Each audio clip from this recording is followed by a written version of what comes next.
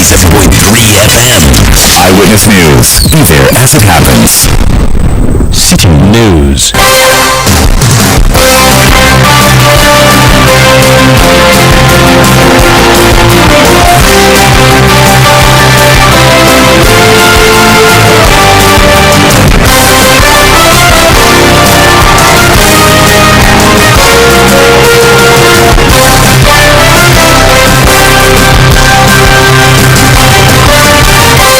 It's 17:30 GMT. This is Eyewitness News on 97.3 Citi FM. I am Umar Rusanda Amadu. Tonight I'm here with Melody Fafa Batufe. And coming up over the next 90 minutes. Now we are being told that the challenges of the implementation is such that they have budget constraints, and what they wanted us to agree on was to push the implementation to 2026. This is not fair. Ghanaian nurses withdraw all services after rejecting government offer to postpone implementation of proposals to next year. We'll be hearing more on what's happening in the various hospitals and wards across the country.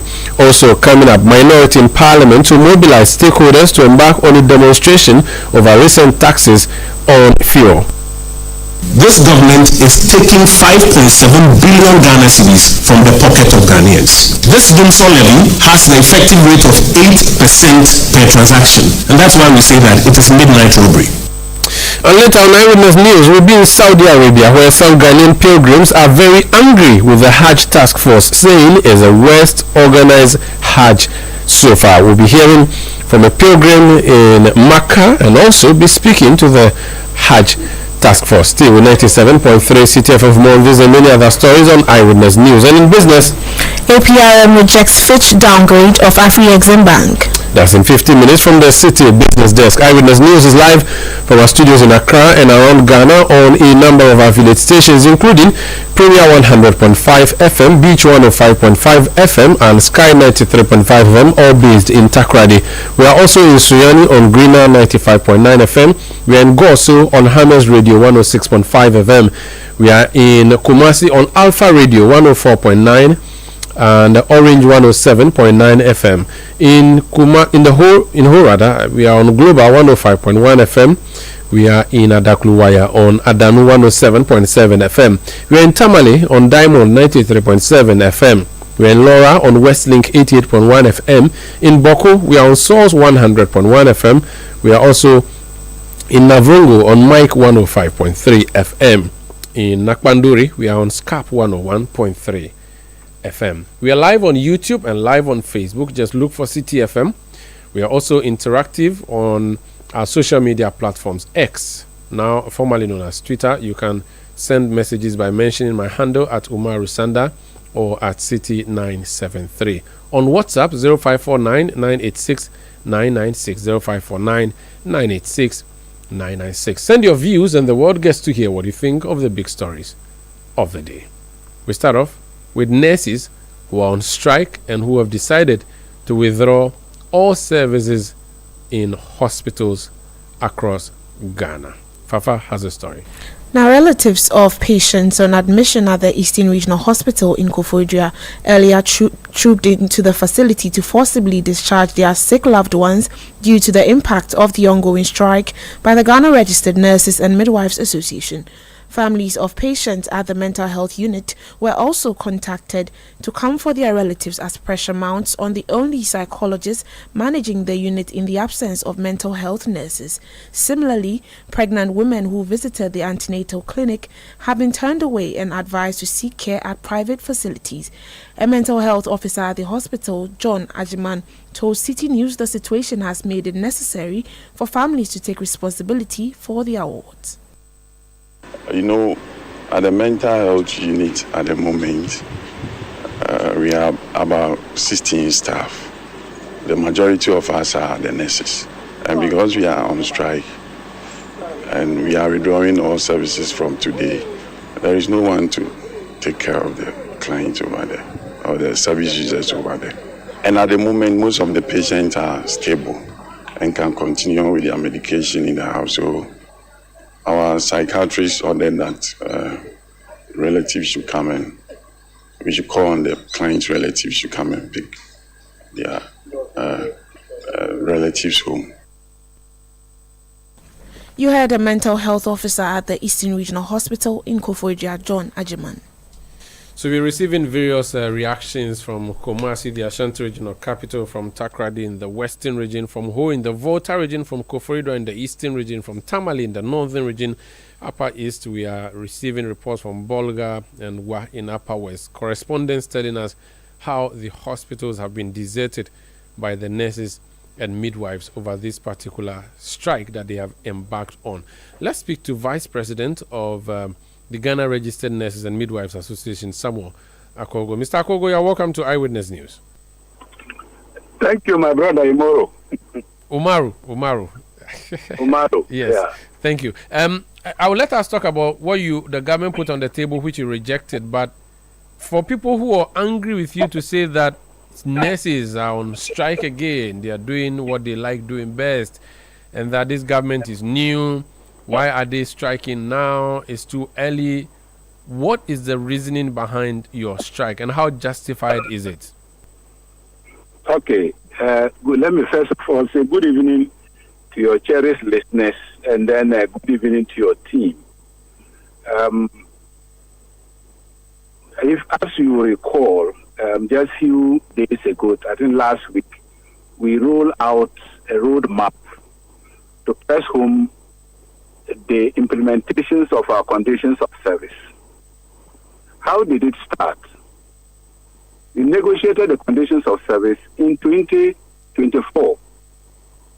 We actually concluded in May, but we agreed that there was not going to be any backdating, so we should put the implementation date to July 2024. Just as they were about to implement the conditions of service for us, a section of us took us to court and placed an injunction on the implementations of the conditions of service, with the reason that they were not consulted while we're doing the negotiation.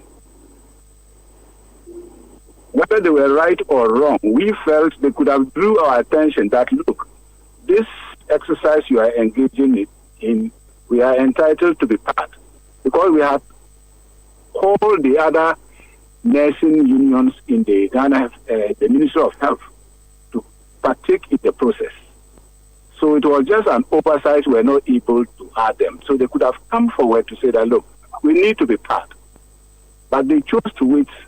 They chose to wait until we finish the negotiation, and during the implementation, they put an injunction on it. During this period, other unions also started their their negotiations, and finally signed theirs and got implemented. That of nurses and midwives could not have been implemented because of the injunction placed on it, because nobody will want to be cited for contempt. So at that time, government was restrained. And it isn't that the government was not ready to implement it, because they had done that for the certified registered anesthetists, they have done that for physicians assistants, they have done that for Ghana Medical Association, they had done that for Health Services Workers Union. Only challenge at the time was the court injunction. Moving forward, during the transition, we anticipated that a new government was coming in. So in January, we started engagement with the then chief directors. You know, when the political heads are taken off, it is the chief directors who holds the ministries for government. We tabled all our concerns, and it was sent to the chief of staff. At that time, the chief of staff was implemented. And you know, the people we are leading, they were just like, others are enjoying their own. Let's do something and get it. Then we said, no, the government has they are in transition. There is no minister. So who is going to approve whatever that we have signed for? So they should exercise patience. Let's get our minister first. We got our minister appointed, vetted, and confirmed. So we said, okay, During the engagement, they said, oh, you see, if they don't read the budget, it will be difficult. So let us read the budget. So we said, okay, we went and assured our members that, look, because of the budget, we have to hold on for now. Any intended action we want to do, forcing us to pursue. Because we wanted to be fair to the new government.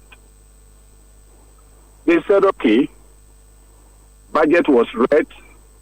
We had series of meetings with the Ghana Health Service and then the Ministry of Health.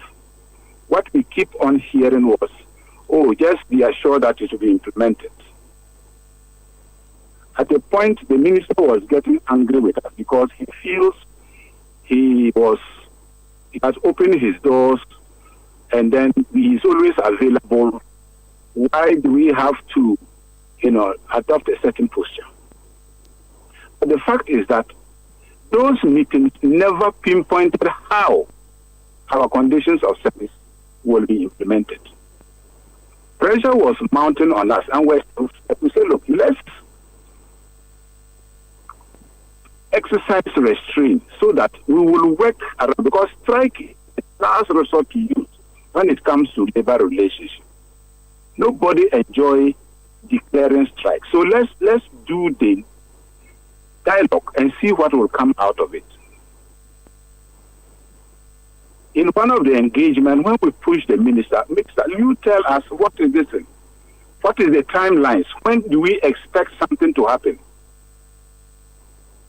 He said he can't commit himself because what he's assuring us is the conditions of service will be implemented. So we should just exercise patience. Speak tomorrow. Can we go back to tell our members that this is what the minister is saying and they will accept it? So, because we're not seeing any way clear, we said, okay, let's roll out some series of actions to draw everybody's attention to the fact that we are not being fairly treated. Because people who even negotiated their own later than ours is enjoying their conditions of service. We can't blame anybody for the court issue. We can only blame our own colleagues who took us to court. So we said, let's roll out an action. And we carve the action in such a way that we should be able to allow the employer to use that period to address the issue before it escalates into something else. Nothing of that sort happened. And Sheikh Himuro, let me tell you, sometimes employers feel because there is a clause banning us from taking certain industrial actions, they can always hide under that cover and check their own responsibilities. Because after all, everybody will say that essential services are not allowed to go on strike. But that same law also prescribes how essential service providers should be treated. Let me put on record that we nurses and midwives who are taking care of the health of the entire nation alongside with other health professionals. When we are sick, we remove money from our pockets to treat ourselves if it is not covered under health insurance. And even whatever that is covered under health insurance, if a particular drug or a particular service is not within your hospital, you have to remove your money and go and pay. And we are receiving other essential service providers. They come. They themselves are entitled to their spouse, 4 children. And even when they buy drugs from their pocket, they go and reclaim. We are not seeing like that, but the public doesn't know. So we move on, hoping that something will come out. They call us for this meeting, 9th June, today. at the instance of the Fair Wages and Salaries Commission. So we're very excited that probably today we will have something to go and tell our members, and they will relax their position so that we can all sleep, because we can't sleep. Only for us to meet, and we are told that budgetary constraint, they didn't capture our conditions of service in the budget. Sheikh Omaru, is this fair? I wish I could answer you. I would let the listeners decide. But one so or two questions. Can anybody see that nurses and midwives in Ghana are being treated as essential care, service providers? My question would be, government is a continuum, we know that, but this is a new government.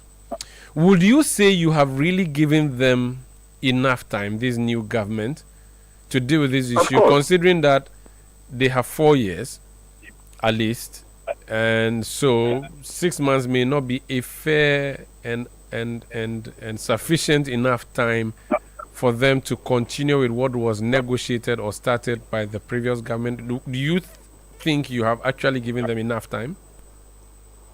Yes, I would say yes. And this is where sometimes the general public think we are playing politics. As I illustrated earlier, the government was put on notice that these conditions of service is not implemented. So they had enough time to factor it into the budget. When did they read the budget? When did they read the budget? And we knew, because we understand how governance structures work, that is why we followed that level. And those who are quick to say that, oh, this government is just new, and then we waited, sometimes they even make it look like we're romancing the previous government and didn't say anything, and just waited till this government comes into power. Then we began to flex our muscles. It's not justified. Everything points to that, doesn't it? Don't these things point to that? It doesn't. It is. There is no justification to think that we are pushing the government. Government is the continuum. We don't deal with governments. We deal with employers.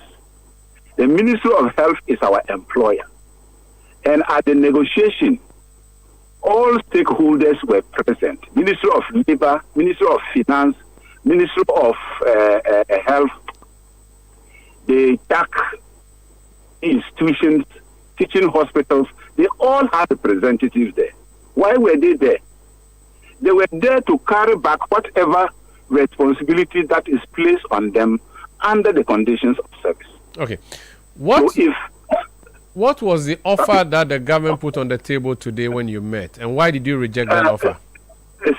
Sadly, Sheikh Omaru, we got there, and what we are told is that because of the budgetary constraint, they are unable to implement our conditions of service.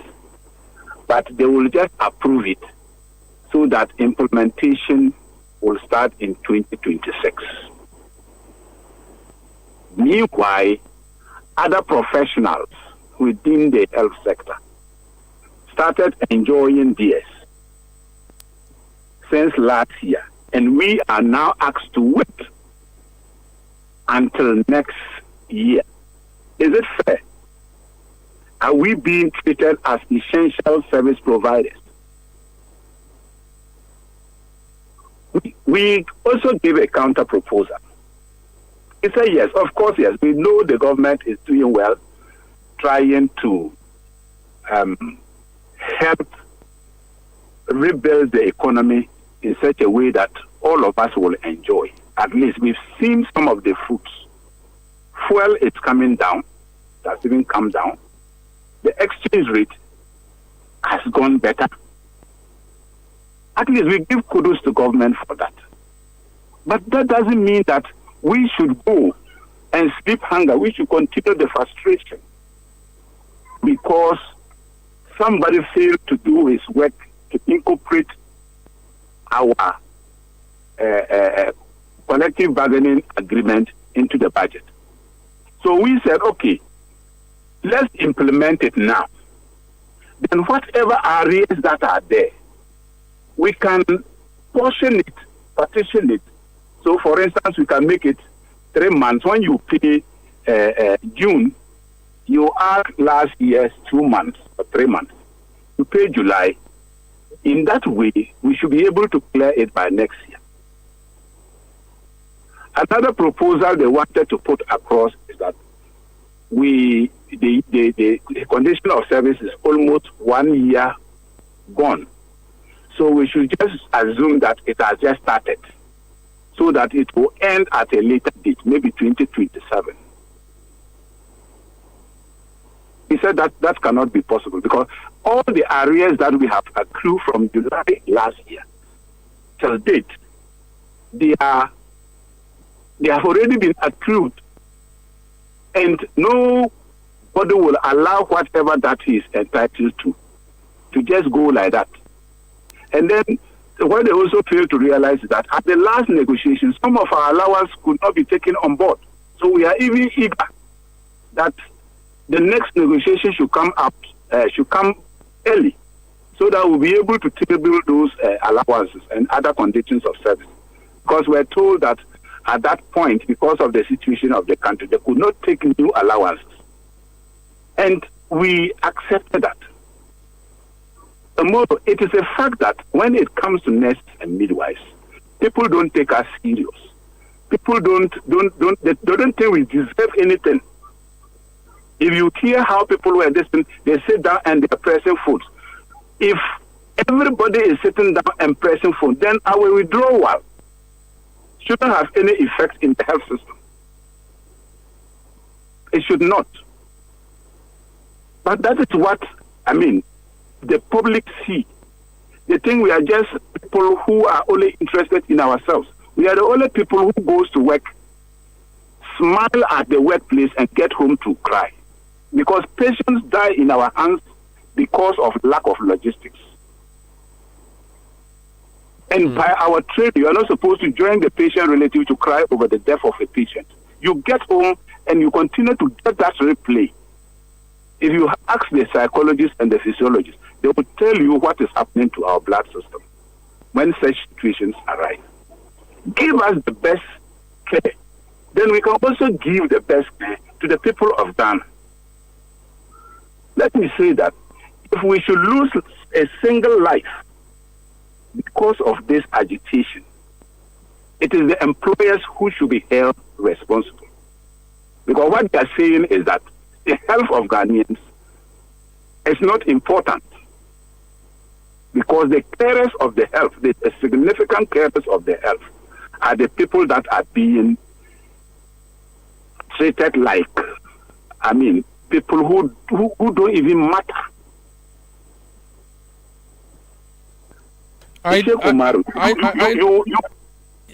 You will, listening to this, can we go back and tell our members that let's do ABCD? The people who are already boiling,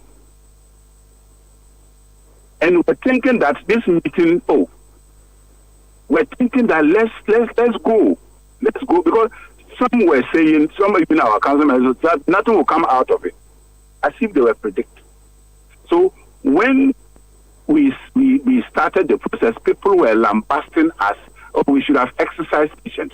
Today's meeting has reaffirmed our earlier position that the employer does not intend to implement our conditions of service.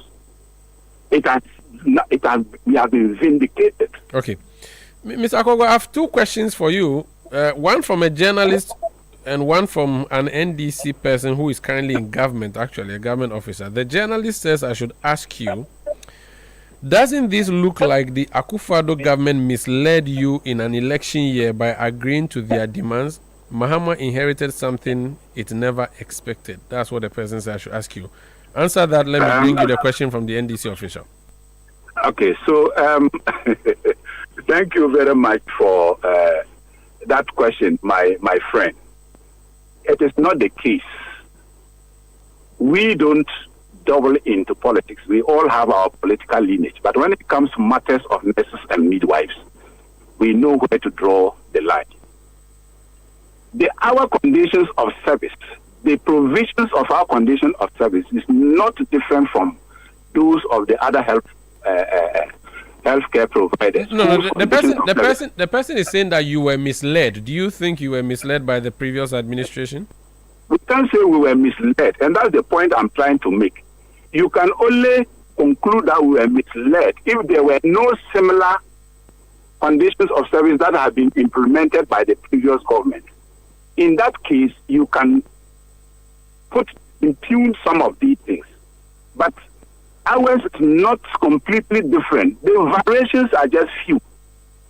And those variations, if you look at them, it's just the nature of our work.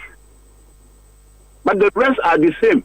So it is not true, or we cannot assign any reason that probably the previous government might have misled us to accept something that will come and worry the current government. That cannot be true, because health services market on hard years is not widely different from us.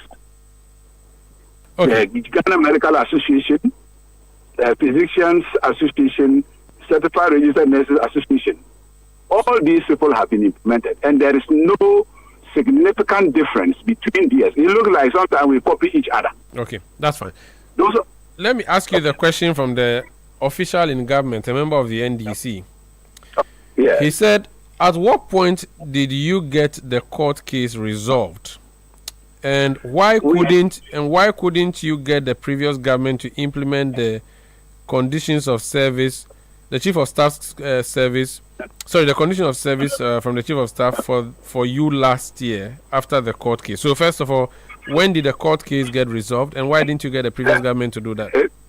In fact, when the court case, we resolved the court case in December. December last year? December. Yes, last year. Oh, and okay. It was even because of certain things, we just decided that we'll take the advice of the judge who said we should attempt out-of-court settlement.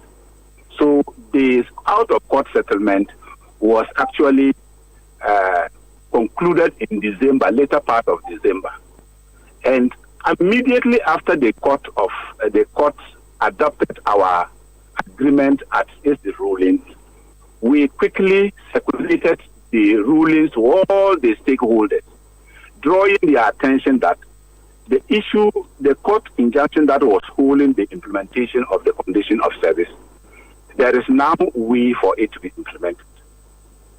It was based on that we opened discussions on it in January.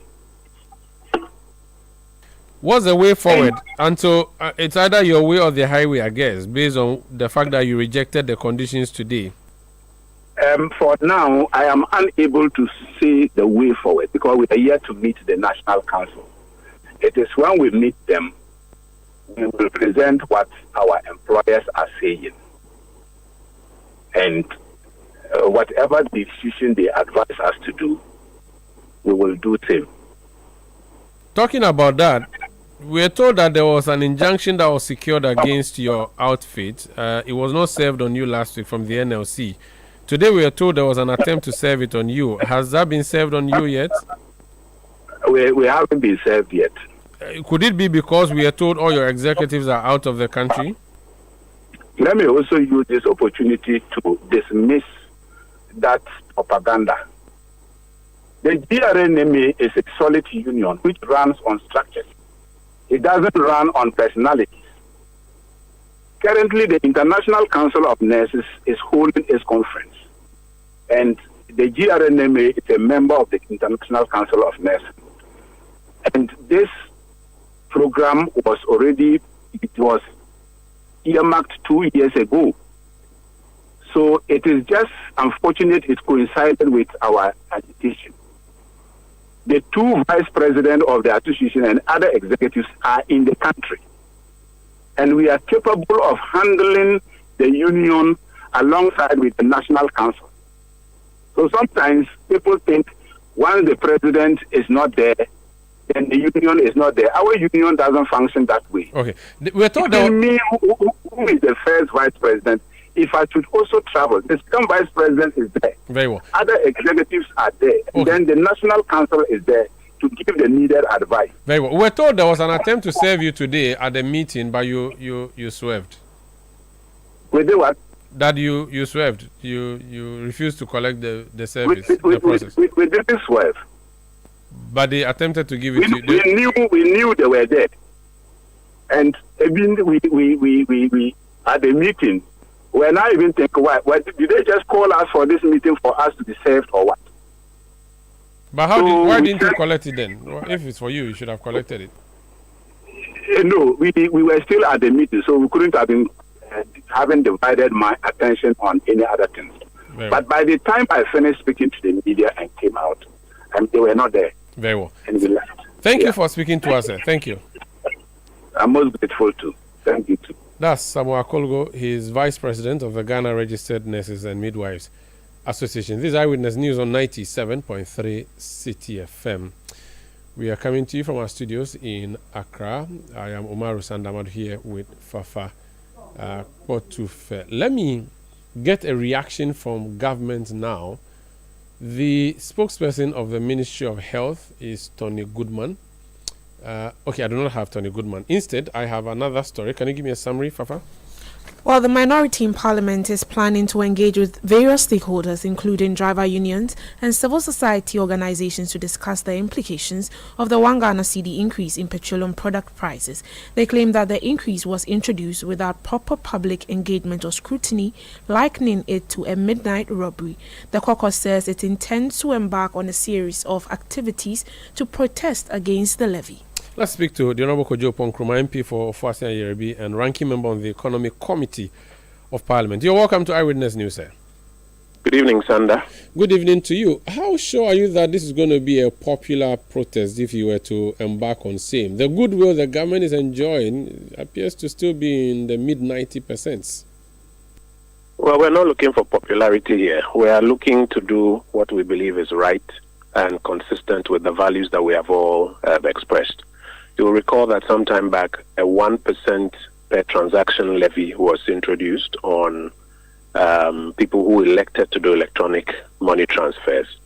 There was a lot of engagement, town hall meetings, consultation. The government eventually reduced the rate, implemented it, and it was very unpopular. This administration has a lot of goodwill and decided, therefore, that it was going to introduce an 8% per transaction levy, not on people who elect to do any transaction, but literally on every Ghanaian. And they didn't even bother to give Ghanaians or Parliament the courtesy of advertising it. They hid it from the budget. They never mentioned it as a policy matter in the economic policy they brought to Parliament. On the day they were bringing the levy, they did not even advertise it on the order paper. Midway through, just before we ended hearing, then they brought a one-page order paper addendum. When we begged, literally, that let's take our time and even invite other views. There are transport operators, the ordinary Ghanaians. That's what you do when you are passing a bill. They said no, they won't do it, and they rushed in the midnight and passed it through. Now you're beginning to hear a lot of pushback. The government is now changing the date for implementation. It tells you obviously that there's the need to do a lot more engagement on this economic policy that the government wants to bring into being. So we are not looking for popularity. We are looking to do the right thing by engaging everybody so that more views can be expressed and the government will understand the position of the Ghanaian people and execute accordingly. What I meant was popular, meaning people would welcome a protest if you were to organize same. That's what I meant by how popular is this your position, whether or not people will be interested in joining you to protest against the government over this. That's what I meant.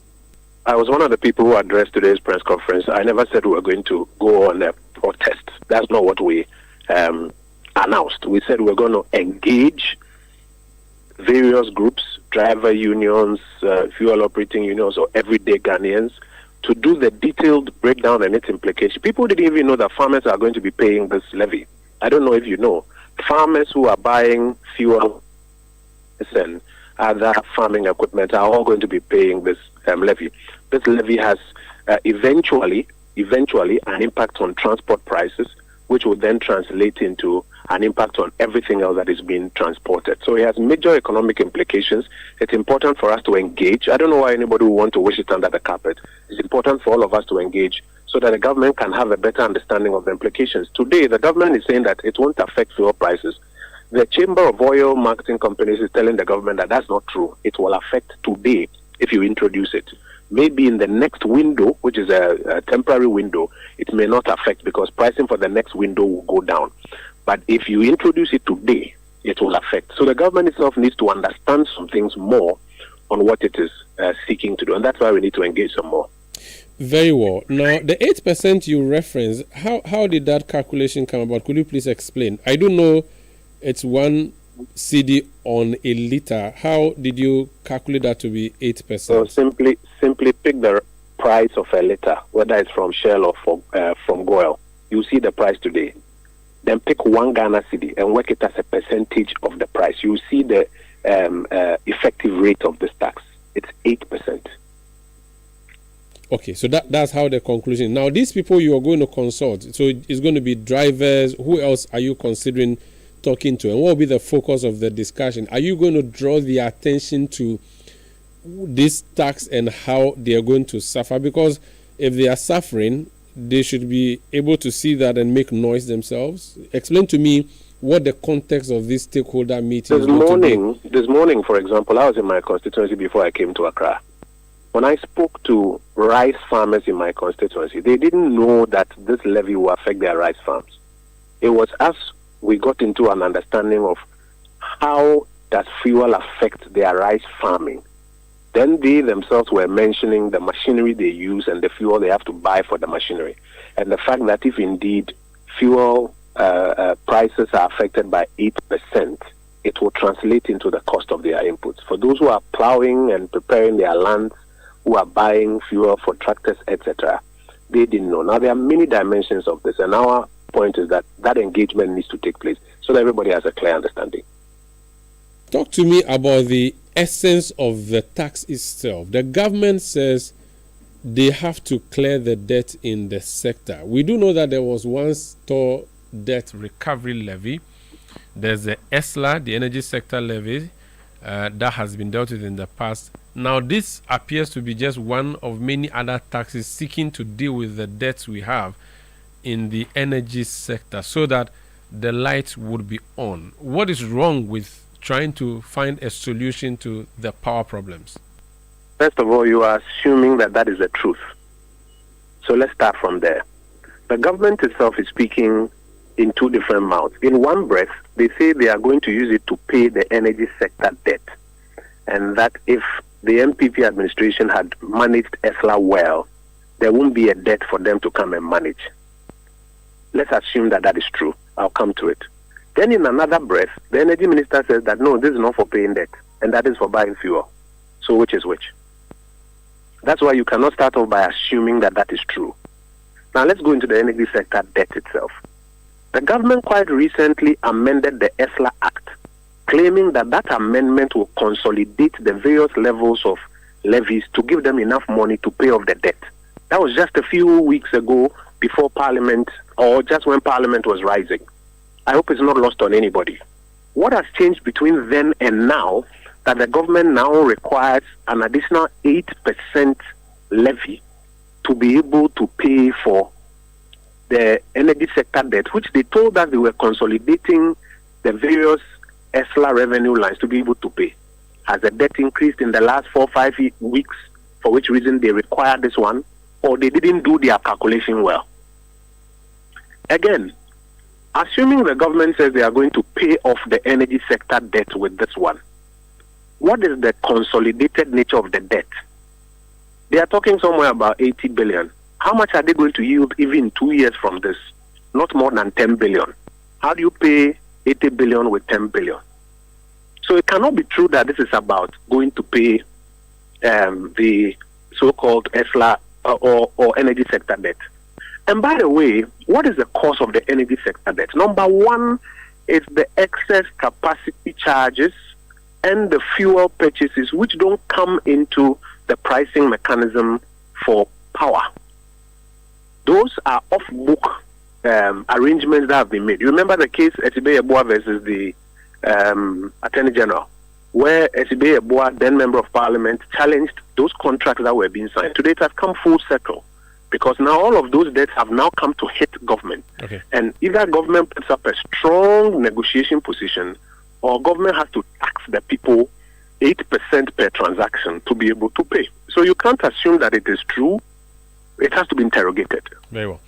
Before you begin your negotiation or your consultations, my attention has just been drawn to a story that the Newsroom is following. Commercial transport operators have met the Transport Ministry today, and they've decided that they will not embark on their nationwide strike, which they have scheduled for tomorrow. And their strike was intended to protest the newly introduced levy on petroleum products. So I just want you to know that. I don't know whether this would come to... No, we are very much aware. We have spoken to them. They explained to us that because the oil people protested, the government has suspended implementation till I think about the 16th or so to allow for some more consultation. Therefore, they are also suspending now to participate in that consultation. This is what should have been done earlier. You did need to come to this level before that is done. Very well. Thank you so much for speaking to us, sir.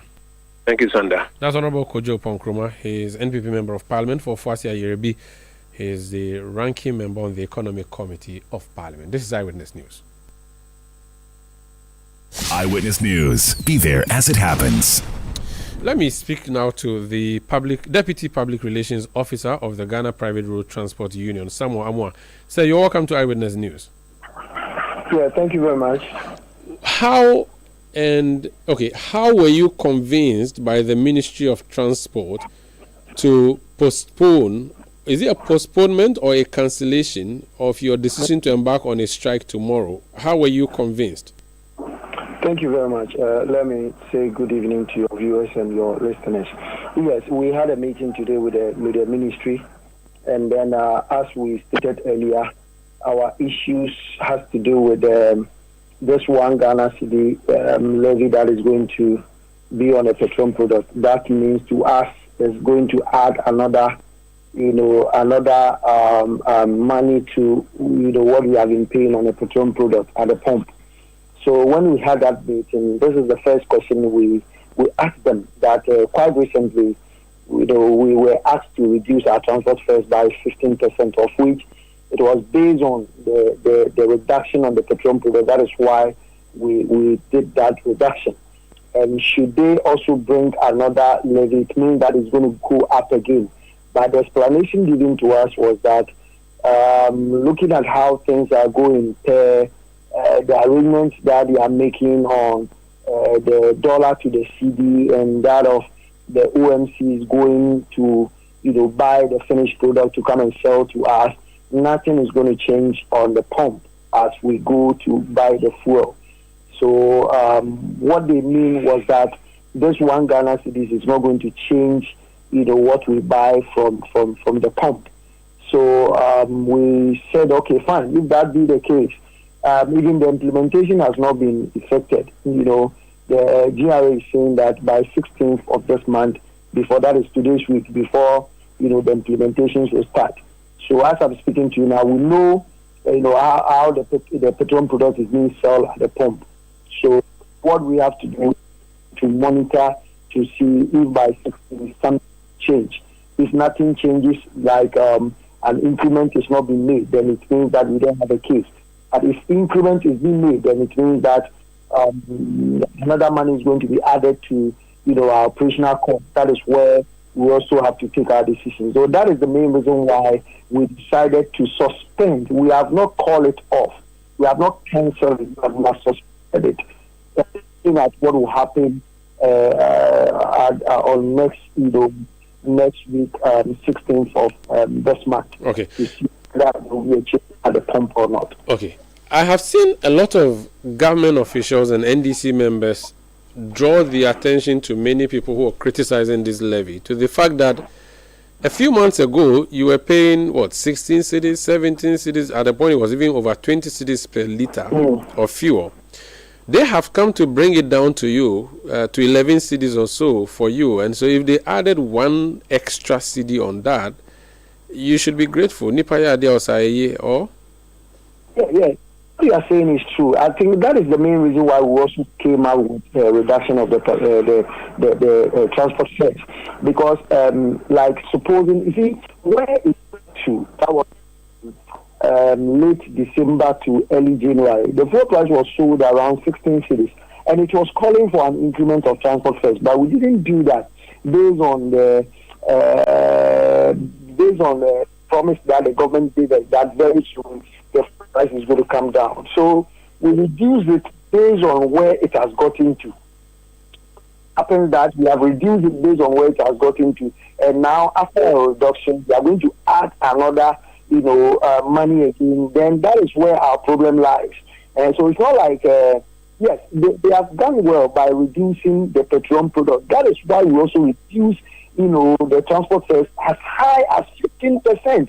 When we met with the transport ministry, the calculation we made, the only reduction was made on only the petroleum product.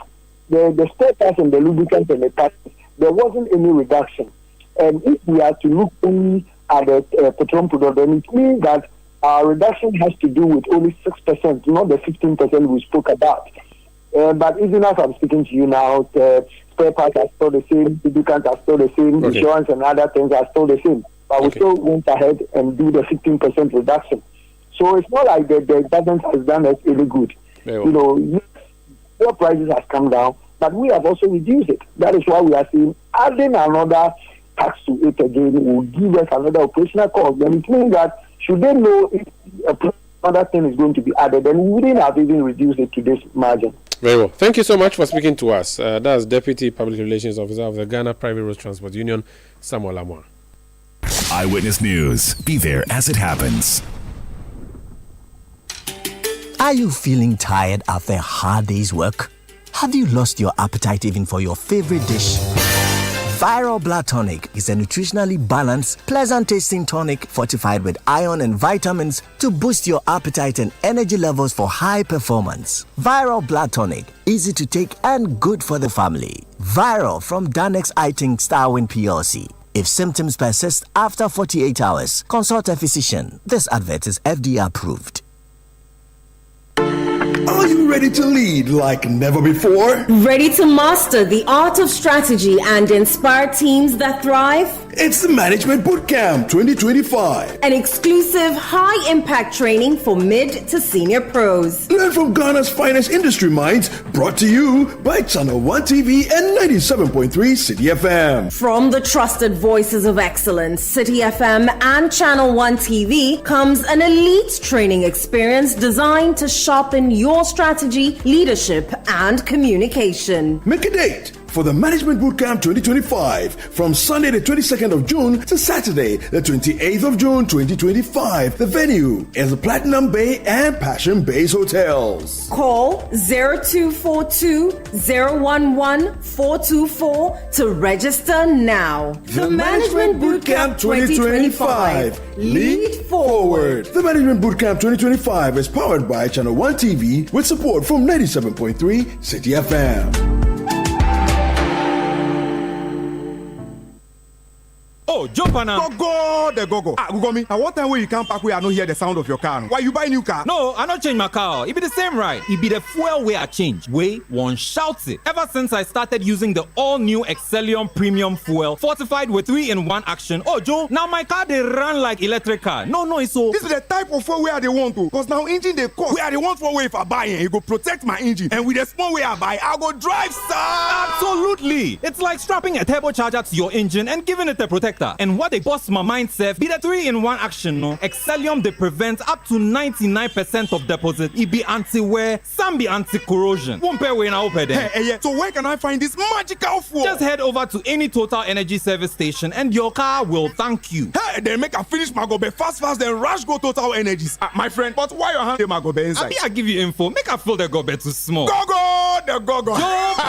Excellium is designed to protect your car engine, decrease fuel consumption, and lower CO2 emissions. Don't say fuel, say Excellium. Choose Excellium, choose quality.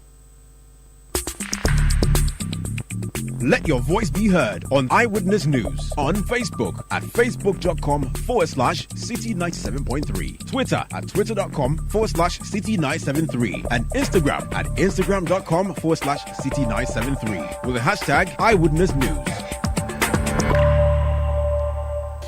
You're welcome back. This is Eyewitness News on 97.3 Citi FM. Now, the Hajj, the annual pilgrim of Muslims, the faith pillar of Islam, is underway. Well, it should be over by now. People are supposed to start coming back to their country. In Ghana, the Hajj is conducted through, in the past, a committee. This year, we have a task force that organizes the Hajj, so that if you want to travel abroad to go take part in the religious rites, you have to go through that task force. The past few days, we've been seeing social media lamentations from Muslims who are in Saudi Arabia, who are saying that the Hajj is not being organized properly for them from the Ghanaian organization side of things. One such person is Musa Dankwa. You know him as a pollster. He's a Muslim. He's in Saudi Arabia. He's joining us now with some lamentations. Mr. Dankwa, you're welcome to Eyewitness, or Al-Hajj Dankwa, I should say now. You're welcome to Eyewitness News. Thank you very much, Umaru. Don't necessarily like Hajj, okay. I think Labaik, Allahumma Labaik is proper. How has the process been? I've seen your social media posts suggesting that it's been shambolic. What happened? What went wrong? Umaru, I think there are several stages of the Hajj process. And there were issues, in certain parts. The first journey started with Medina visit, which generally was smooth.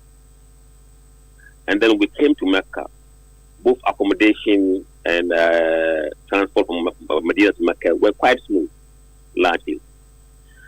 Now, the issue began to surface in Mina. From Mecca, we went to Mina and spent some few days there. The journey to Mina was to enable us to travel from Mina to Arafat. So the first day we went, there was no problem in Mina. There were largely accommodation for many people. Now, what happened was that during the night of Mina, the Arafat, we understood the Saudi government was cracking down heavily on those who had tourist visas. They were not allowed to enter Mecca. But some were able to sneak in much earlier. So when we went to Arafat from Mina, we stayed there overnight and then went to Muzdalifah in the morning, and we went to Jamarat to throw the stone. But when we came back, then we realized that the pressure began to kind of pile in Mina, which meant that when we went to Arafat, there were people who came with us. Because once Arafat is done, the Saudi government losing the pressure on those who are illegally here. So they stopped enforcing the rules. So it became quite loose. So suddenly you see the influx of people in the Ghanaian camp. And the way Mina is organized, whether you are private or government funded, there's no camp for any other person than a country. So Ghana has a camp. So whether you come as private or with the Hajj board, you can't go and lodge with Bangladeshi or other countries than to come to your country where you are duly a citizen of. So I think lack of control in the Mina post Arafat meant that we were able to sneak into the camp and put pressure on the camp at that point, or from that point onwards. Okay, so you are suggesting that there was lack of control in Mina, and this led to what? Congestion? Absolutely. Because how bad was the congestion? It was terrible. To be very honest with you, I will not miss my word. I met people who had paid through the Hajj board lying outside, both young and old. There was no place for them to sleep. There was no place for them. We managed to squeeze ourselves, pack ourselves like sardines to allow people to come in. But there's nowhere you can put anything in the room I was in. So we kind of sacrificed to get people in. But at the point, it got to a point of no, you cannot do anything more about it. And moreover, the sun is scorchingly hot here. And if you can imagine somebody sitting outside just for a shade, with a shade, unbelievable. It is hot. So for anybody who may have paid but ended up in the tent or after the tent, the person must be frustrated, and rightly so.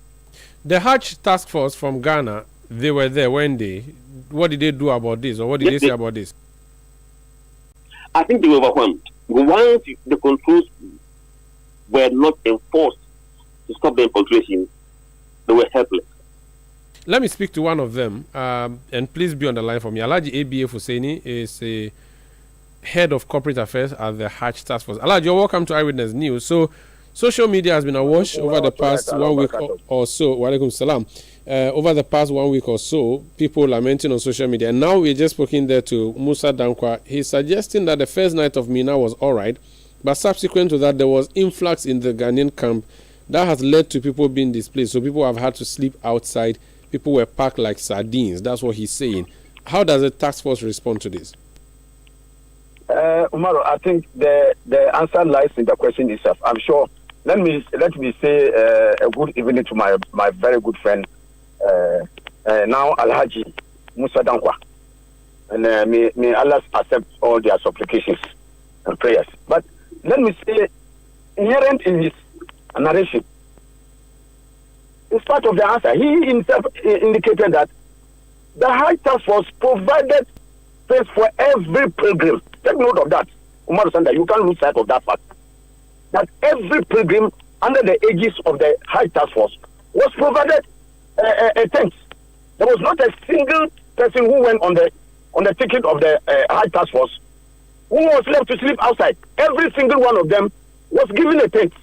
And by his own narration, it's indicating that those who went on tourist visa, take note of that. That's why we call the Bongo people. Those who went on tourist visa did not come under the aegis of the Hajj task force. And so you can rightly refer to them as intruders. And that when there was the influx of the intruders, take note that security is not the preserve of the Hajj task force in Saudi Arabia. We have our own task force who can deal with petty issues around the pilgrims. But when it's a major issue of security, essentially security breaches, it is for the Saudi authorities. And the Saudi authorities have the prime responsibility to ensure the safety and security of pilgrims in those areas.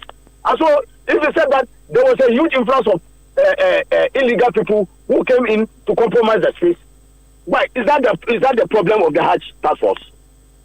Please, let's give due where it is due.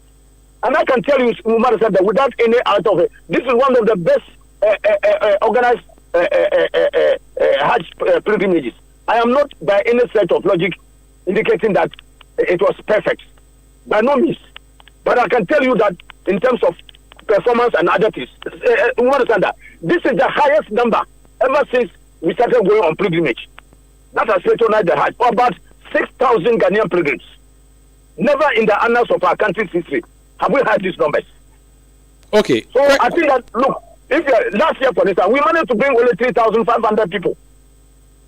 And so this is almost getting to double. Alhaji, question: If you do not control security, at least you could give tags to the people you send, so that if there's an infiltrator, just let me learn the question, so that if there's an infiltrator, you point them to the security and say, remove A, B, C, D from the tents. That way there will be order. Umar Sanda, you are my brother Muslim, and you know what happens. Even sometimes, some relatives and friends find ways of even luring people to come and stay with them when they are stranded. You know that. We provided every single pilgrim with identity cards and another umsut card to distinguish them from all other pilgrims and to ensure that they are legitimate. They could go anywhere. Unlike those who go with the tourist visa, they are afraid to come out because when they come and they see that we provided clear identity that marked them out. Okay. And they are as legitimate pilgrims patronizing the Hajj. Very well. So they went everywhere and they were not harassed. So we had that identification we are talking about. All right. Thank you for speaking to us. In certain time, and now look, don't concentrate. You understand that? Don't concentrate on only this challenge. This is one of the most widely patronized Hajj ever in the annals of our country's history. where so many things and so many goodies were done for the pilgrims. Okay. From accommodation, from transport, medical care. Standard, we have more than 70, 30 to 80 this is on the medical team to take care of them. They were cooking Ghanaian food. What do you call it? Wache. I mean, food that Ghanaians wanted to eat there. Sounds delicious already. Thank you. Of our pilgrims was at well being there. Thank you. That was of foremost priority, and they will testify to you. But so even granted without admitting that even if you had a small invasion of that sort, and that thing was just the way brought. Look at the entire process from getting passports for the pilgrims, getting flights, 14 flights. Each of them carrying not less than 425 pilgrims. Stand up. To organize all this, take them to Makkah, take them to Medina first, get transport to bring them to Makkah, take them to Mina, take them to Muzdalifah. Do all these things. Okay. The entire gamut of this process is. Thank you, Alhaji. We'll invite you in studio. We'll talk more about this. But thank you so much for speaking to us. That's Alhaji ABF Husseini, he's head of corporate affairs at the Hajj Task Force. Earlier, you heard Musa Dankwa, a pilgrim in Saudi Arabia. This is Eyewitness News on 97.3 Citi FM. Up next is business news, and then we have Point Blank, which tonight would focus on the Environmental Protection Agency. Please stay with us. Eyewitness News. Be there as it happens. Charlie, where are you? Bossman, I'm at the bank. Really? But your car is in front of your house. Bro, my bank on my phone, Charlie. Oh, how? EcoBank, bro. With EcoBank mobile app, I can do everything, anywhere, anytime. Listen, I just checked my account balance, paid Ahmed's school fees, and sent money to my grandma at Walwale. Oh, wow. Wow. Masa, just download the EcoBank mobile app from the Google Play Store or the App Store, or dial *770# and be your own bank manager. Manager. Whether to pay bills or fees, to check account statements, send money across Ghana, abroad, and more, EcoBank mobile app has got it covered. EcoBank Mobile, making everyday people live everyday lives the EcoBank way. EcoBank, the Pan-African bank.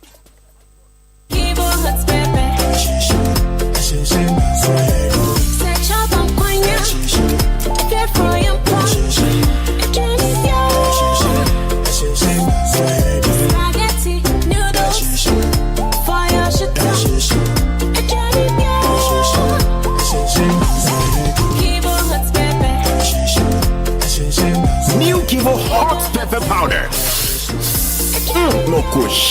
This advert is FDA approved.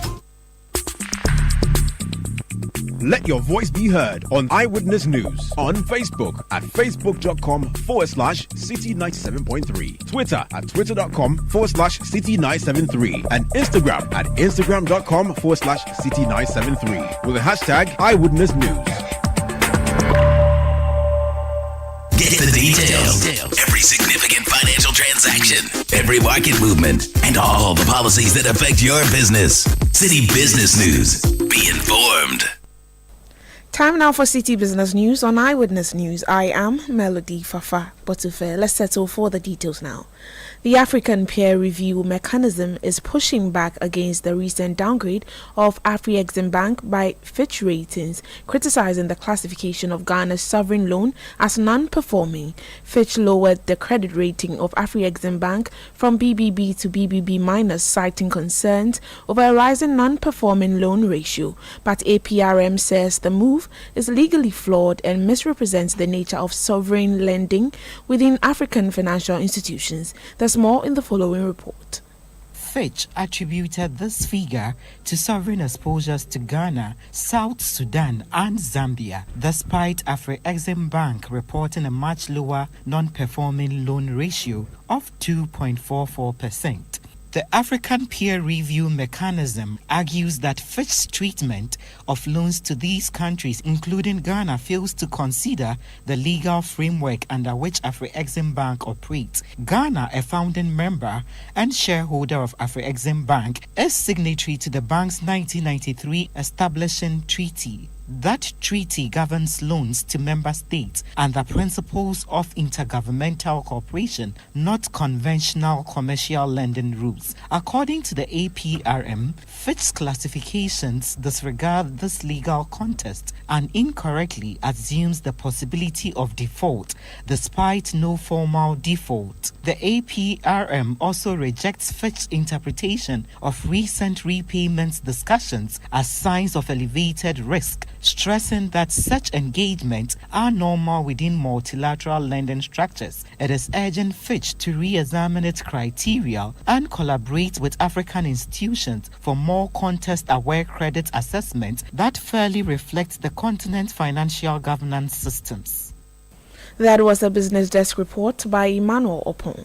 Now, the youth are being encouraged to rethink agriculture beyond traditional farming and tap into the sector's broader value chain. CEO of Agri Impact Group, Daniel Akwe, speaking at the Citi Business Festival 2025 on a series on the topic Basic Opportunities in the Agri Sector, says young people should take advantage of emerging prospects in agri-tech, marketing, logistics, value addition, and export markets driven by digital innovation and global demand shifts. He stressed that the future of agriculture lies in modern, diversified roles that align with both economic opportunity and sustainability.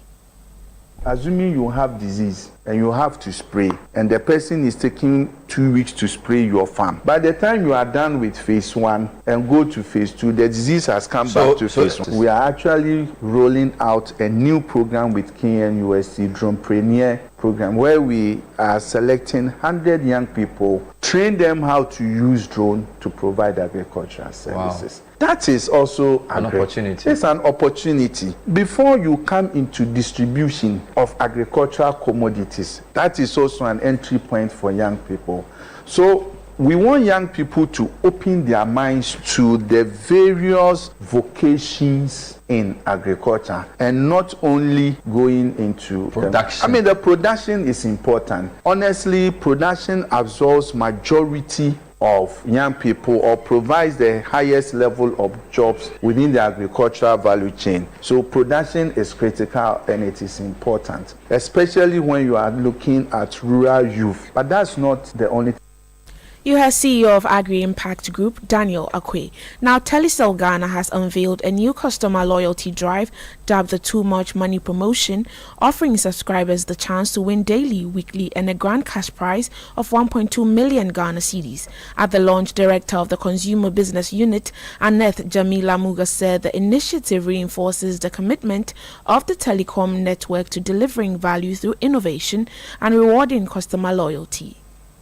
Listen to what the customer wants, and we are a brand that to listen. So, and again, we've brought them a bigger and better, whereby we will have a grand winner who will win 1.2 million by September.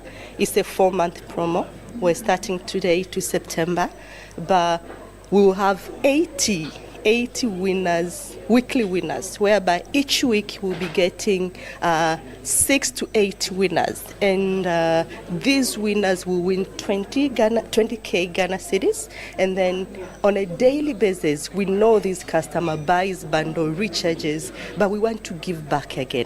Daily we'll be giving 100 cedis to 120 winners that will be using either to do whatever that they want to do. If they want to buy bundle, they want to recharge, but 120 winners are guaranteed on a daily basis to win as part of the this entire promotion. You just heard Annette Jamila Muga, Director of the Consumer Business Unit at Telecel Ghana. And that's it for Citi Business News on Eyewitness News. I am Melody Fafa. But to fair up next is Point Blank. Let your voice be heard on Eyewitness News on Facebook at facebook.com/Citi97.3, Twitter at twitter.com/Citi973, and Instagram at instagram.com/Citi973 with the hashtag Eyewitness News. Oh, jump on Go. Ah, go me. At what time will you come back where I don't hear the sound of your car? Why you buy new car? No, I don't change my car. It be the same ride. It be the fuel way I change. Way one shouts it. Ever since I started using the all-new Excellium Premium Fuel, fortified with 3-in-1 action. Oh, Joe, now my car they run like electric car. No, it's so. This is the type of fuel where they want to. Because now engine they cost. Where they want for way if I buy it, it go protect my engine. And with the small way I buy, I go drive, sir. Absolutely. It's like strapping a turbocharger to your engine and giving it a protector. And what they bust my mind, Seth, be the 3-in-1 action, no? Excellium, they prevent up to 99% of deposit. It be anti-wear, some be anti-corrosion. Won't pay when I open them. Hey, so where can I find this magical fuel? Just head over to any Total Energy service station and your car will thank you. Hey, then make a finish my gobe fast, then rush go Total Energies. My friend, but why your hand my gobe inside? I give you info. Make a fill the gobe too small. Go. Excellium is designed to protect your car engine, decrease fuel consumption, and lower CO2 emissions. Don't say fuel, say Excellium. Choose Excellium, choose quality. Polytech is everywhere, durable and authentic. Stronger brand you can trust. Polytech, we get some more Rambo and get some more Super. And the Polytech, we did Polytech.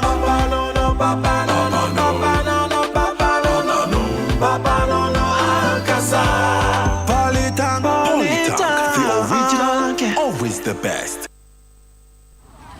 Afternoon. Oh, afternoon. Please, Momo. Deposit or withdrawal? Withdrawal. Ah, I like how you say withdrawal.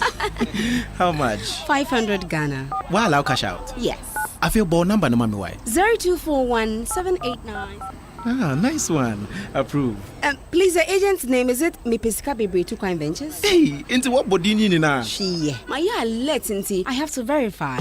Always confirm the name of the person you are receiving money from before accepting a request. If you receive a request from a friend to send money to an unfamiliar number, call to confirm before taking action. Do not share your number with strangers for the purpose of receiving e-cash in exchange for physical cash, because the source could be criminal and result in legal actions against you. MTN.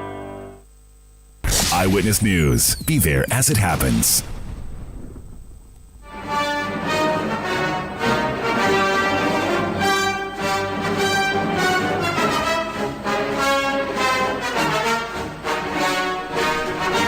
This is Prime Blank on Eyewitness News. I am Omaru Sandamadu. My guest tonight is a Professor Michael Ayamga Adongo. He's Deputy Acting Chief Executive of the Environmental Protection Agency, Authority, I beg your pardon, in charge of operations. Prof, you're welcome to Point Blank. Thank you. How are you? It's great. You're a professor in what? In applied economics. Applied economics? Yes. So you're an economist? Yes, I'm an economist. Yes, I train as an environmental and resource economist at a master's level, and I have been teaching environment and resource economics for at least for the best part of 20 years in the university before I... Wow, which university? At the University for Development Studies. UDS? Yes. Wow, or Nyankpala? Nyankpala, precisely. I see. When we posted that you're going to be on the show, a lot of people were saying that if you want to know what's happening with the economy, if you want to know what's happening with the environment, then it's Professor Adongo you should be listening to tonight. It means that you are popular out there. I try to do my best. I think a good number of students... economists, especially those in resource and environment economics, have passed through my hands. I remember the program currently running at the University for Development Studies was actually, most of it was put together by me, and at least I'm happy everywhere I go I see the output, the output our work has produced, and I'm happy for the feedback. So you are not a politician in the sense of the word. You are an academic. Which one are you? Or you are both? I'm an academic with a strong political ideology, and my political stance stems from my belief in terms of the best way to develop Ghana, which is an emerging and a developing country, and also from the fact that I come from northern Ghana, where many are perceived to be poor, and there's a huge development gulf between Ghana and northern Ghana and southern Ghana. So those backgrounds have shaped my view of what is the best way to develop Ghana, and because of those strong views I tend to align towards certain political directions, and that has manifested in some life in politics, and I like it. I'm loving it. So you are NDC? Yes, I have never shied away from my social democratic credentials, and but were you doing politics campaigning ahead of the election last year, or you were just in the classroom teaching quietly? Strangely, for a very long time, I have never actually come out politically. Most of the time, I just state my views as I should.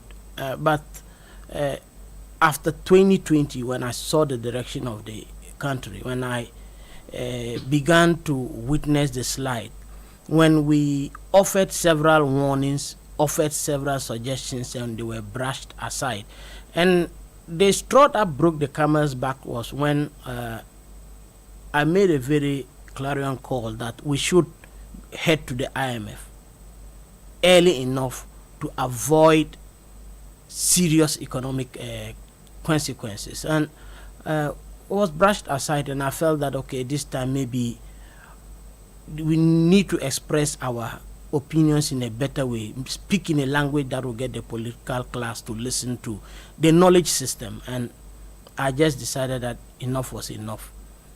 Let me maybe do it myself.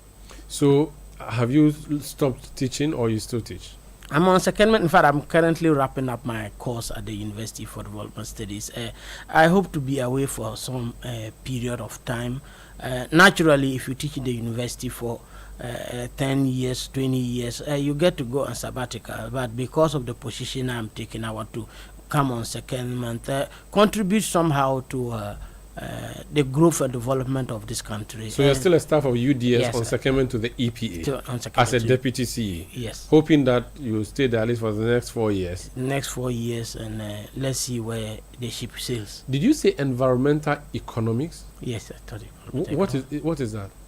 You know, basically, it is a branch of economics that basically focuses on how we manage environmental resources, be they natural or be they renewable or non-renewable. And what we seek to do is to find optimal levels of exploiting our resources in a way that do not damage the Earth's ability to recover, so that we can preserve them for future generations, as well as use them more optimally for our development. So it's just like in conventional economies, where you say is the allocation of scarce resources for production of needs and wants. We just apply that theory in environment, into natural resources, to renewable and to non-renewable resources. And of course, because the exploitation of resources then comes with issues of pollution, comes with issues of degradation, comes with issues of sustainability. That is maybe the intertemporal choices you have to make between using resources now and in the future. We factor in significantly the issues of sustainability economics, with issues of pollution control, issues of damage control, and the rest. So environmental economics. So your type of economics is not the GDP depreciation inflation type. You see, before you can be any kind of economist, there's theory. You have to go through conventional economic theory. So you would have done micro, macro. You would have done the Adam Smith one. Adam Smith and all those things, econometrics and so on. I actually used to teach econometrics at the undergraduate level for also some time. So, yes. It is like a specialization. Yeah, it's a specialization, and I think I'm loving that area because of. So, what's your duty at the EPA? You're supposed to go and ensure that our natural resources are properly managed. Is that what you are doing? The Environmental Protection Authority basically has the objective of ensuring the preservation of our environment and improving the environment as time goes. So it's not only an issue of preserving it, but we seek to improve the balance between the use of the environment and then preserving it over time. And if possible, if we can preserve it, if we cannot improve it, at least maintain it. Okay. Now, we generally talk about plastics as something that we should ban. Rwanda has done that, and we have been asking for it to be done. I'll ask you what the position of the EP is on that. But last week, the president mentioned something, styrofoam, and that there's going to be a ban on the import and production of styrofoam. What is that? Okay, styrofoam is basically the popular takeaway box, the white one. That normally when we go to buy food, they put it in it, and then the white one, not the black. They come in various colors. I've seen some. Okay, so we know black polythene bag. No, not just the black polythene bag, but also that boxes we put our food in. Foamy type of white packages. The takeaway pack, the white takeaway pack. Okay, that's what it's called. Something that that easily does not degrade. And plastics in general. Is that in plastic? Yeah, it's plastic. It looks like what is in the when you buy if you buy big tape in the box, the tape. You know, it will, as in cassette player tape, they will put it side by side. That thing. So that's styrofoam. Yes, you know, in Ghana here, we buy food, we put it in that takeaway box, put it in a black polythene bag, and of course, there tend to be what I see as an abuse of the plastics. Sometimes you go buy something, they give you 2 plastic bags, even when you could do it one. And those things take about 25 years to break down, as the president rightly outlined. And they all end up in the oceans. They end up in the marine environment. They end up choking our drains and don't degrade quickly. And we struggle as a nation to manage them. What also happens is that even if you find them in an arable cropland, they have the potential to also degrade these areas. So the plan is to ban those ones. Is it the production? Do we produce them here or we import them? I think the raw material mostly is imported, and many of them are so the plan is produced, to ban them? Yes, some are imported, some are produced locally. What about what is called single-use plastic? Which one is that one?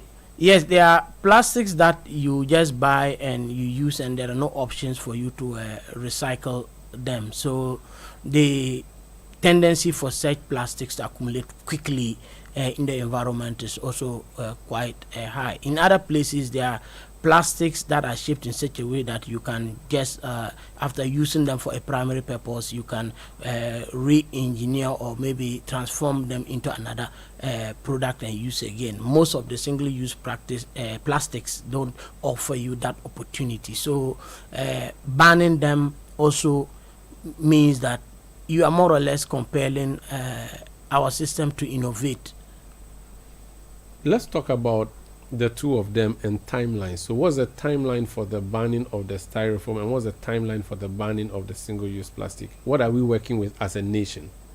Of course, I think what I have seen currently being done at the EPA is, of course, working on the various legislations, and then, of course, working on education, and then also providing ample time for people to adapt away from the use of plastics. So what the president mentioned was indicative, and if I have heard some people say that within 2-3 years we should do away with plastics. I'm not too keen on giving dates, because when you are talking about these things, you are talking about livelihoods, and you are talking about economic systems that are dependent on this. So you need to look at the alternatives that are available. How quickly can we roll out the alternatives? How can we make sure that taking away these don't actually endanger people? And I was talking with someone, I said, okay, for example, take the pure water rubbers, for example. You take them away, you are going to expose some rural areas to unhygienic water, because so it's a solution somewhere. So when we are withdrawing something, we need to think of what alternatives exist for us to in fact, the Plastic Manufacturers Association says that if you go ahead with a ban, you would cripple the businesses of 3.9. Okay, you actually put 3.9 million people out of jobs. So that's a big deal. Yes, I think it's that a is problem also, between the devil and the deep blue sea. Yeah, I think that is also a bit dramatized here. The problem with an economist, that's numbers. Yes, the problem with that stance is that we, as plastic producers, we do not see any effort to help mitigate the spread of plastics. In other places, you can easily just pick plastics, go and drop them somewhere and get a coin or so. There is no motivation in our system, for example, for you to take a bottle back. Even the big bottles, those that we in dispenser waters, you up in northern Ghana, you can't take that bottle anywhere. You buy it, it's waste. And that is because it's very easy. The company thinks that it's much easier for me to allow that thing to be wasted in the environment than to invest some amount of money to get it taken back. I know if you have lived in Europe before, you gather your water bottles. When you are going to buy water, you are either giving some money back, or there is the option for people to buy back, the companies that pollute, to buy back their plastics. In our systems here, we do not have them. And I also think that for every plastic that is being produced, there should be some significant levies put on it that offers pathways for those that can recycle or collect these plastics. There are two things I want you to speak to before you leave this studio. One, the timelines on the ban of the single-use plastic and the styrofoam. That's one thing I want you to at least give us an indication as to what the national policy plan is. And two, what is the alternative for the ban? So that in Rwanda you use paper bags. What is the alternative here? I'll choose to just talk a little bit on the alternatives, because as for the timelines, as I rightly indicated, we can set a timeline, but the reality is whether we are able to roll out the alternatives. At least there should be something you are working with. There should be a working plan, because you can't just. The president made a speech. That's huge. The president cannot make a speech and say we are going to ban. In fact, he even talks about desks, which I will be talking about next. But if you don't have a plan, then you cannot. No, there is a plan. I have seen it. I have seen some people working on it, especially the technical services section of the EPA. And my caution here is not to jump the gun and begin to put dates out there when we haven't actually concluded on that as an organization. And given my position, what I say here can't be taken as policy or policy in the offing, and I have to be very careful with that. Of course, on the alternatives, the president made a number of options. We could use paper wrappings, we could use aluminium foils and all those things. They could be easily with some or little treatment be recycled or degraded by the environment. What about that very ambitious policy of banning is it wood, furniture made with wood in desks in schools? That sounds very ambitious. Practically it will be impossible to do now, at least. I think the position of the president is to challenge innovation, and you see they always say necessity is the mother of invention. If we keep using wood, the rate at which Ghana is losing its forest is alarming, and most of it goes into furniture. That with some little innovation we could reduce significantly the quantum of trees, and for that matter forests we clear in the production of furniture. If you are moving around cities and in towns, you can see the Ghanaian ingenuity at play. Many are already innovating. The only thing we haven't seen is the deliberate policy to roll out these schemes and say, okay, wood is no longer the preferred option for furniture. Can we try other alternatives? That alone, plus some incentives to first of all support research and development, and also investors and people who want to walk the other way, is a way to go. So the president is saying that, of course, we want to start with the schools, that we don't want to have wooden furniture. We could perhaps use recycled wood to a certain degree, plus some little metals, and we have a very good furniture. One of the problems I see in Ghana is that we don't attempt to even recycle wood. We just simply burn them up, and that is a huge loss to the environment. So the president's statement out there is to tell us that we want to look the other way, seek alternatives, and not make wood the primary and the go-to resource for furniture. Finally, Galamsey, do you have like a department or a desk at the EPA in charge of dealing with Galamsey? We have a mining department. We have a compliance and enforcement unit too.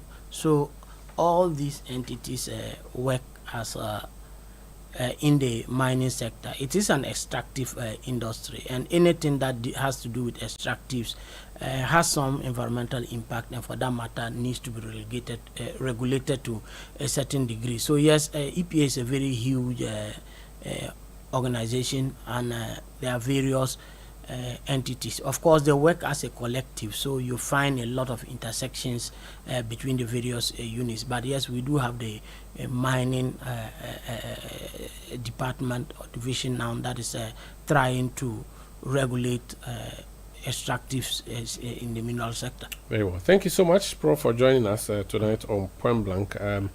I have a message from your cousin Gifty Amoshi. She says hello to you. Yeah. I haven't seen her for some time.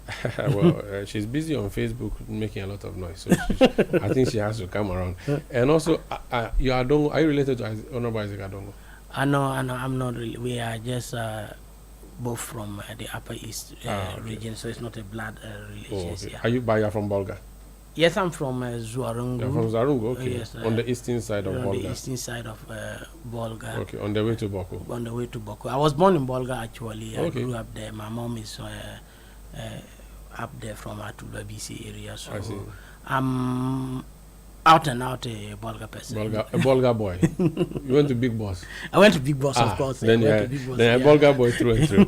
Thank you so much for joining us, Prof. It's my pleasure. That's Professor Michael Ayamga Adongo. He's Deputy Acting CEO in charge of operations at the Environmental Protection Authority, EPA. I am Umaru Sanda Amadu. I'm talking about the environment. You should be tuning to Channel 1 Television right about now. So we have a documentary airing, a documentary by Kweku David. It's titled Rising Waters, and it has to do with the Akosombo Dam spillage and how we as a country dealt with it. You want to tune in to Channel 1 TV and watch that. My name is Umaru Sanda Amadu. I did this with Fafak Potufe. Production by Sami Wiafi, Beverly London, Juliana Odami Asari, and technical support from Daniels Kwashi. New media support from Emmanuel Owusu and the new media team. Christopher Esima, Kevin Esima was also part of the production for tonight. Thank you for listening. We'll be back tomorrow at 17:30 GMT. Have a good night.